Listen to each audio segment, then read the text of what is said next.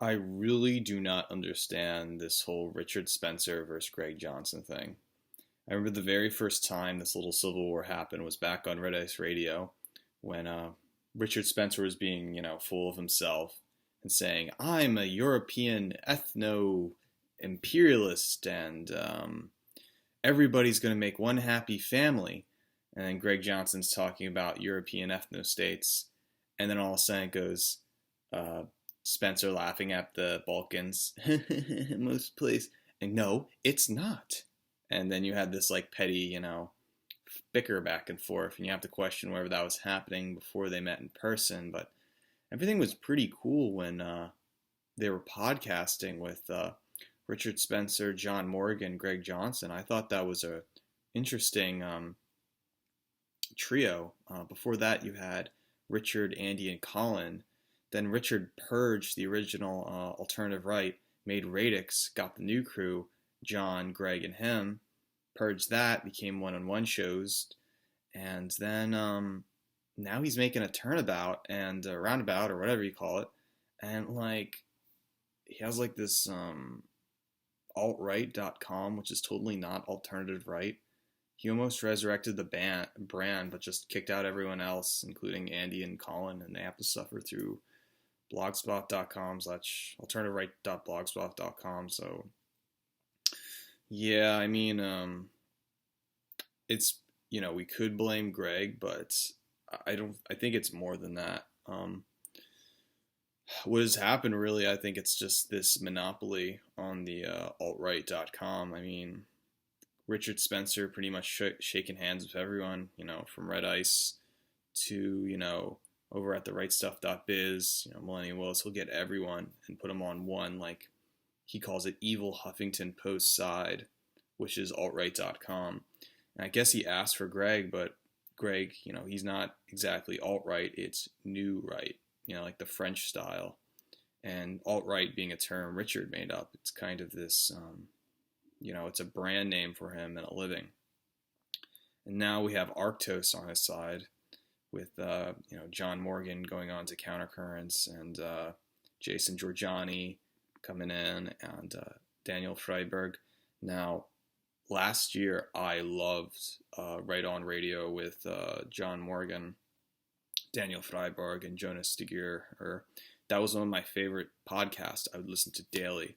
Doing hardcore like new right studies and just listening to that. And I was disappointed the last episode of Syrian Girl, and they just Right On became alt-right or something, or Right On was basically a website just for Arctos's media outlet and the same style as alt-right, but just to sell probably Frieberg's books. But for the accusation of Frieberg being a doxer, unplanned businessman, whatever, he sounds like a pretty nice guy. Welcome, Daniel Frieberg. Welcome to Right On Radio. We are having a forum talked about new right ideas, and yeah. So can you imagine Greg Johnson being like, hold on a second. We're talking about everyone has their own state of level, and everyone has to agree to the doxing list.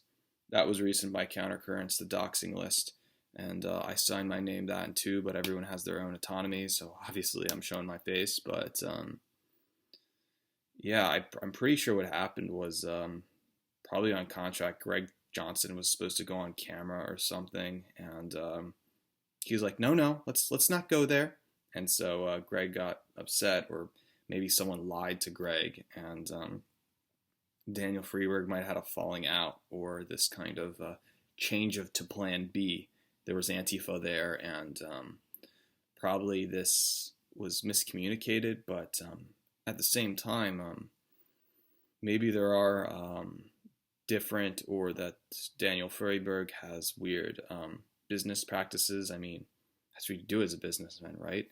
But the problem is these higher ups, Greg, Frieberg, Spencer, this shouldn't happen because it's going to hurt the upper class, institution of an alt-right. And that's bad when they're at war with one another, and it just shows me a sign that the alt-right is dying. And Yeah, I mean, I'm on pretty much the countercurrent side. I've been a countercurrents reader forever. I love countercurrents and all that stuff. I find, personally, I find alt-right too normie, too Chad-like.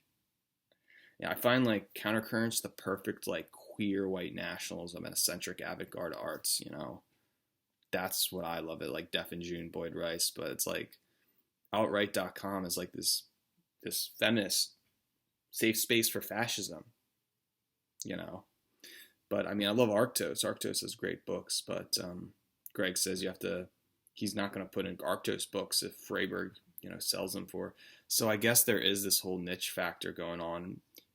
Get paranoid about that. Who's on whose side? But I really think now that this is open, that Richard and Frieberg just hate Johnson.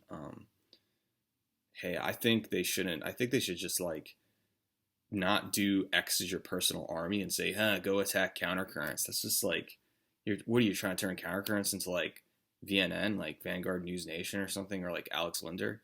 Greg's totally not like that. Yeah, there might be some suspicious things about Greg where he's not really open about himself and just like whatever, but hey, I'm pretty sure he has the right to be private. It's just he's doing his own thing, Richard's doing his own thing, and Greg's all about the truth. Richard's all about normies, and I'm about authenticity too when I'm on Greg's side. But other than that, I think this is a super petty war.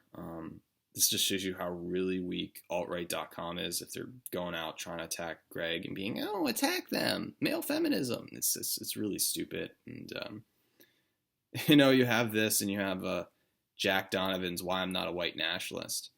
Totally was not surprised by that. I'm like, guys, Jack was never a white nationalist. He had his articles like published in like, I think Salon, and he was basically a gay guy that was arguing he didn't want to be a part of gay culture. The rest is just Yukio Mishima stuff and flirtation and avant-garde arts. I mean, you shouldn't be really upset about Jack Donovan.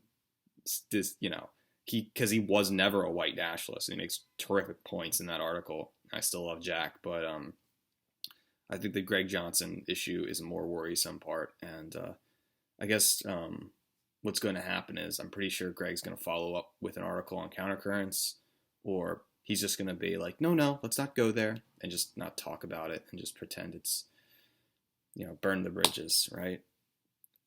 It's weird. I just hope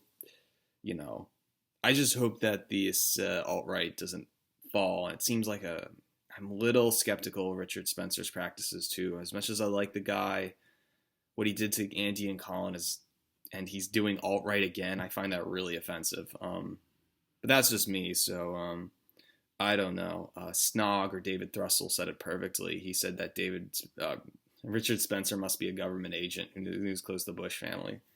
It might be true, but look, I'll have total high respect. Richard Spencer gets with an Asian girl. I know he's with his like Russian wife. He has a kid. Yeah, you gotta take care of that. If they divorce again, it's not working. He's gotta find a Japanese wife. He's gotta find an Asian wife. Totally good role model if he does that. He's not alt-light. He's like hardcore.